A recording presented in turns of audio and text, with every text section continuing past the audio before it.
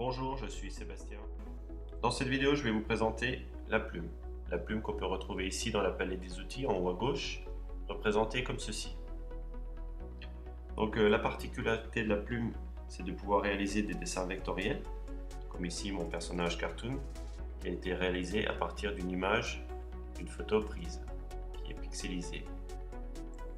On peut aussi créer, comme ici, des logos, un portrait façon peinture, paysage et un exemple de carte de visite.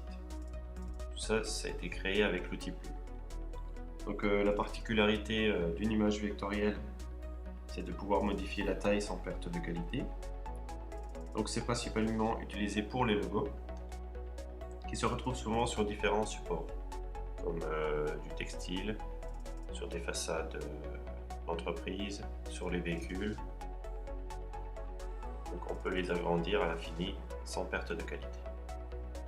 Donc passons à la pratique. Donc dans ce premier exercice, numéro 1, on peut voir ici les carrés rouges, ce sont les points d'ancrage qui sont réalisés avec l'outil Plume.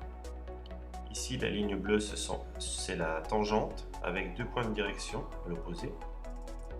Donc si on suit le principe de l'exercice, on prend l'outil Plume, raccourci P, on fait un clic gauche, on reste sur le clic gauche et on tire la tangente. On clique et glisser. Donc là on crée un point d'inflexion. Donc avec cette courbe de Bézier, on va rejoindre le deuxième point d'ancrage et on crée notre tracé. Là je finalise le tracé en revenant sur le premier point d'ancrage et on peut voir à côté de mon curseur un rond noir qui signifie la fin du tracé. Je vais mettre une petite couleur. Voilà.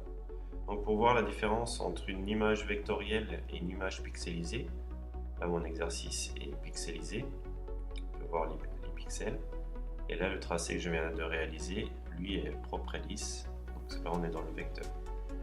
La différence entre le pixel et le vecteur. On passe au deuxième exercice. Donc le deuxième exercice, c'est pour vous montrer qu'on peut effectivement réaliser des courbes de Bézier, mais on peut aussi réaliser des courbes droites.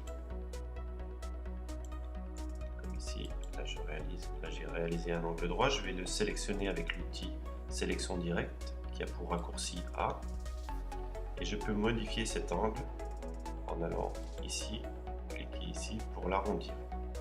Je vais le remettre en droit. Voilà, on peut réaliser des angles droits et des angles arrondis.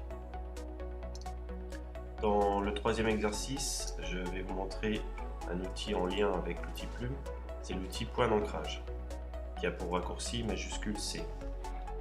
Ou quand on a l'outil Plume en main, on peut rester appuyé sur Alt.